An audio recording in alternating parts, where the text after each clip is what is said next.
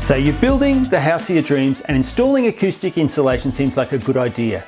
But is it worth the cost? After all, that money could be spent on something else. Well, that's true, but is a house really a home if it's noisy and stressful to live in? Insulating between the floors of a double-storey home is a great way to reduce noise and create a more comfortable place to live. The thing is, there are many things in a home that you can upgrade at a later date, but mid-floor insulation isn't one of them. Once the plaster is installed, the only way to install acoustic insulation would be to rip off the plaster and start again.